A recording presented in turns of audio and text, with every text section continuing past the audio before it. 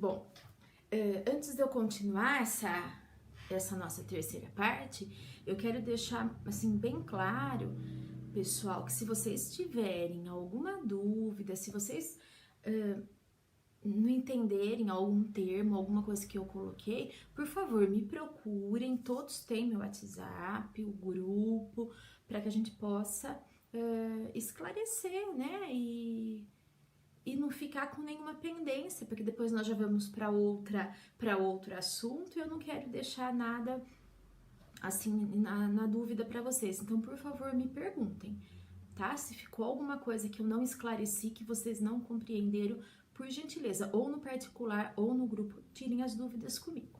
Bom, agora nós vamos falar das áreas do comportamento adaptativo.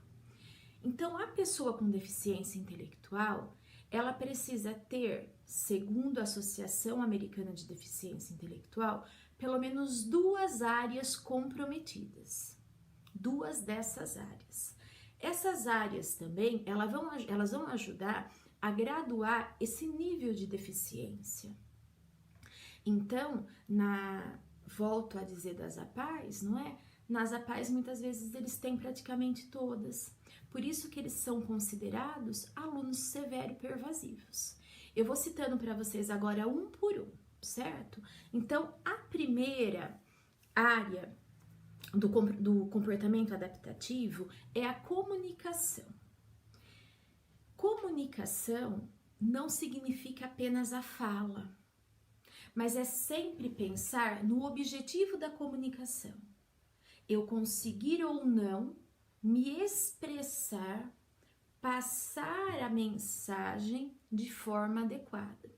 Então, quando se pensa na área do comportamento adaptativo, comunicação é não falar corretamente, pronunciar palavras corretamente, mas é a ideia do objetivo mesmo, do objetivo real que nós temos em relação a se comunicar, a transmitir um recado, a dar um recado e a compreender um recado. E daí, quando nós pensamos em comunicação, outras áreas, tanto da função cognitiva, do próprio funcionamento cerebral, que se referem à questão da comunicação, às vezes com outro nome, né?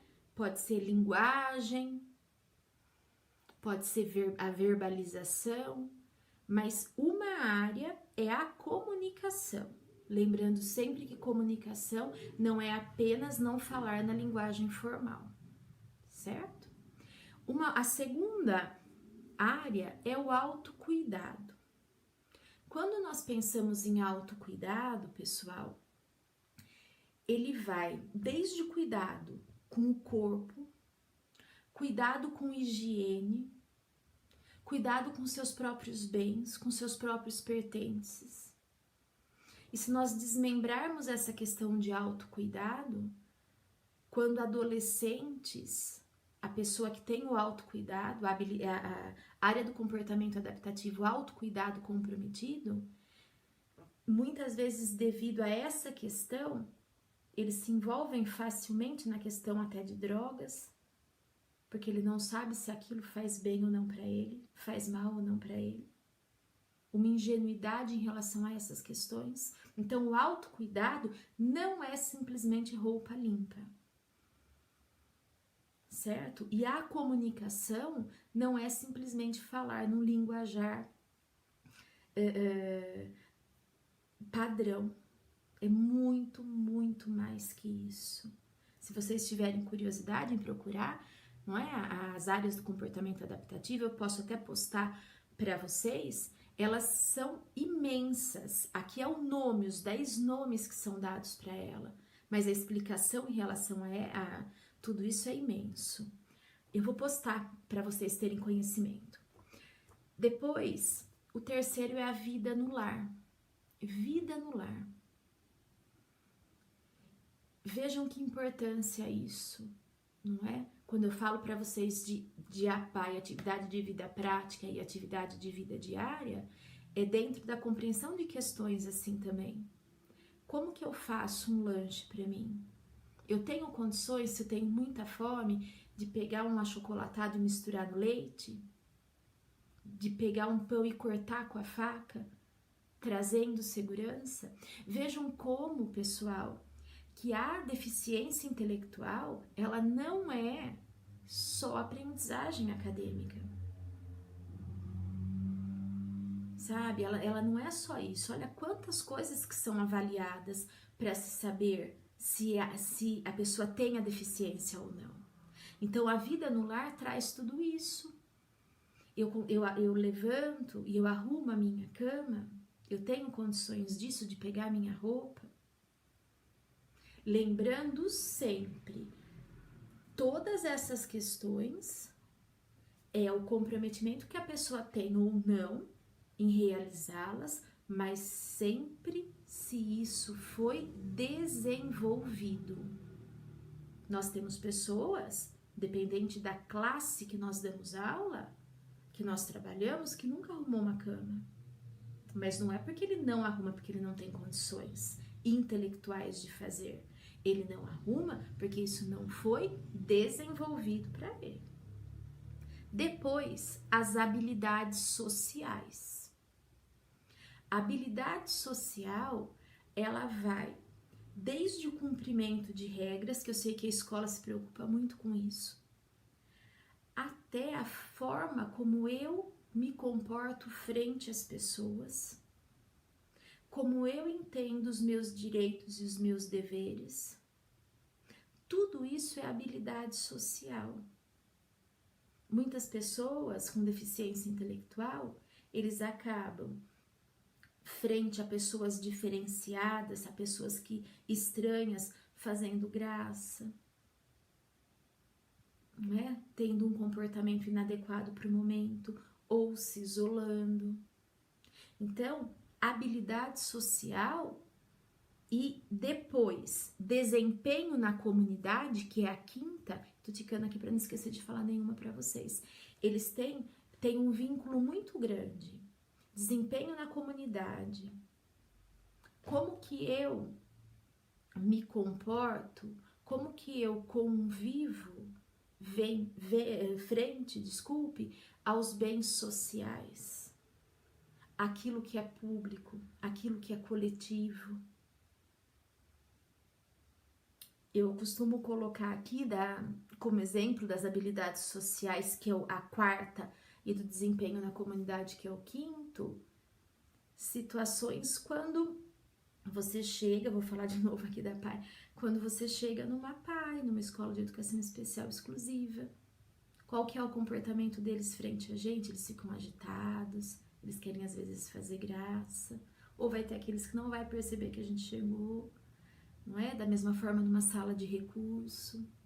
Então, a questão da habilidade social e do desempenho na comunidade, eles têm a ver com esse viver em sociedade, viver com os demais, saber de direitos e deveres, sempre tudo isso trabalhado e não apenas observado. Ai, olha lá, não se comporta adequadamente, mas foi trabalhado, foi dada essa motivação, foi dado esse estímulo, foi dado esse comando. Uma outra questão, um outro ponto que é o sexto, independência na locomoção. Vejam só, independência na locomoção não significa andar, pessoal. Independência na locomoção vai além do conhecer trajetos, além do conhecer caminhos. Às vezes nós temos uma criança que faz uso de cadeira de roda e tem uma independência na locomoção muito grande. Se você falar para ela, olha, vai me conduzindo para sair daqui e ir até tal ponto, ele fala para você perfeitamente. E às vezes nós vamos ter uma criança com deficiência intelectual, com o seu físico preservado, e que você fala para ele, vai daqui até aqui, ele não consegue explicar para você. Então, independência na locomoção, como área do comportamento adaptativo, não é o andar. É o reconhecer trajetos, é o reconhecer caminhos, é o se identificar, o se conhecer e reconhecer dentro de um espaço físico. Depois vem a oitava famosa problemática habilidade acadêmica funcional. Então vejam que até agora nós já falamos em 7 áreas do comportamento adaptativo e agora que a gente citou a escola. E muitas vezes, como eu disse para vocês lá no primeiro vídeo, a criança tem um comprometimento apenas na habilidade acadêmica funcional e a dificuldade muito grande da escola, que a escola tinha em compreender que ele não necessariamente era uma pessoa com deficiência. A habilidade acadêmica funcional é a questão escolar mesmo, dentro cada um do seu processo de aprendizagem. Aqui nós temos que entender que essa habilidade acadêmica funcional, ela não é seriada. Ele está no primeiro ano, ele precisa saber isso. Ele está no segundo ano, ele precisa saber isso. Ele está no terceiro ano, ele precisa saber aquilo. A questão da habilidade acadêmica funcional é dentro do que é estruturante em relação às habilidades que a escola quer desenvolver. Então, a questão de conteúdo acadêmico, de matéria de escola, de currículo, é a oitava habilidade. A deficiência intelectual, ela não é apenas essa habilidade. Então, a habilidade acadêmica funcional é a oitava. A nona é o lazer, as formas de brincadeira, as formas de brincar, de se divertir, que a criança usa no seu tempo livre, que a pessoa usa no seu tempo livre. O meu aluno mora em uma determinada área, só fica na rua. Aquilo é do contexto? Se aquilo é do contexto, é comum para ele. Agora é diferenciado uma adolescente, ela continuar dando vida para uma boneca, como se ela estivesse no momento do faz de conta que qualquer pessoa passou. Então a questão do lazer é nesse sentido. E a última área do comportamento adaptativo, que é o trabalho. Aqui, o foco do trabalho é das pequenas responsabilidades, das pequenas obrigações e até mesmo as ideias de profissão. Como que essa pessoa, ela desenvolve suas pequenas responsabilidades e qual perspectiva que ela tem em relação ao futuro? Muitos, às vezes, não têm essa perspectiva de futuro. Então, vejam só, aqui nós temos as 10 áreas do comportamento adaptativo. Não sei se vocês vão concordar comigo que aqui elas são totalmente observáveis, como eu coloquei para vocês. Só que para a gente afirmar que existe um comprometimento nisso, pessoal, a gente tem que avaliar primeiro o contexto onde se vive e as motivações que foram dadas. Eu costumo usar um exemplo aqui, dentro da comunicação, de uma determinada situação que eu vivi, onde a escola, ela pensava, né? Imagino que pensava, acredito que hoje tenha mudado a forma de ver, onde a criança, o ambiente da escola, os pais não tinham um linguajar culto, e eles falavam muito punhá, a nós, e ela batia em cima disso que a criança era deficiente intelectual porque ela falava dessa forma. Mas nós na escola falamos corretamente, a criança continua falando punhá, a nós. Isso não é comunicação, não é? Isso são características da linguagem, do ambiente. E a mesma coisa no autocuidado, onde muitas pessoas afirmam que a criança só tem deficiência intelectual, sim. Vem com o uniforme sujo todo dia, vem com a roupa suja todo dia. Não é? Então vejam só. Às vezes é uma criança de 6, 7 anos. A gente deixa uma criança de 6, 7 anos lavar seu uniforme todo dia? Ou isso é a mãe, a família, o responsável? Então, eu tô citando esses exemplos, às vezes para vocês pode falar, é coisa absurda que a Raquel tá colocando, mas são reais. São reais, né? Outras questões também do próprio lazer, do próprio trabalho, dependendo do território que essa criança vive, ele vive num território do tráfico. E o trabalho traficante é bonito, porque o pai dele é. E ele fala que ele quer ser. Não é? E as brincadeiras, elas são brincadeiras totalmente voltadas para a violência, a área 9 do lazer. E daí esse choque de realidade, da questão social, muitas vezes leva pessoas a atribuírem a isso uma deficiência. E vocês sabem muito bem que não tem nada a ver. Então eu quis colocar esses exemplos para vocês para deixar claro que, voltando lá no início, a pessoa ela precisa ter o funcionamento intelectual comprometido para ser deficiente intelectual. Esse comprometimento ele tem que ser abaixo da média, mas ter no mínimo 2 áreas do comportamento adaptativo. Tem que ter 2 áreas comprometidas. Se for apenas uma, ele não é uma criança com deficiência intelectual. E ele fez toda a observação médica, psicológica, ele veio com diagnóstico. Nós temos muitas crianças com esse diagnóstico que eu vou citar agora. Ele tem funcionamento intelectual abaixo da média, mais área do comportamento adaptativo, a área do comportamento adaptativo comprometida, apenas a 8, habilidade acadêmica. Ele é uma criança com deficiência intelectual? Não. Ele é uma criança com transtorno de aprendizagem, ele não entra em educação especial. Então, pessoal, eu quis colocar para vocês, porque o nosso público é muito grande em relação à deficiência intelectual. E eu não sei se era claro para todos vocês o que é a deficiência, certo? Os outros casos que nós vamos vir a conversar, muitas vezes eles vão ter o foco apenas na questão acadêmica, mas a deficiência intelectual não necessariamente ela vem a ser apenas acadêmico. Então eu quis deixar claro para vocês quem é, não é, a pessoa com deficiência intelectual. As demais deficiências, os demais transtornos, eles podem ter ou não a deficiência associada.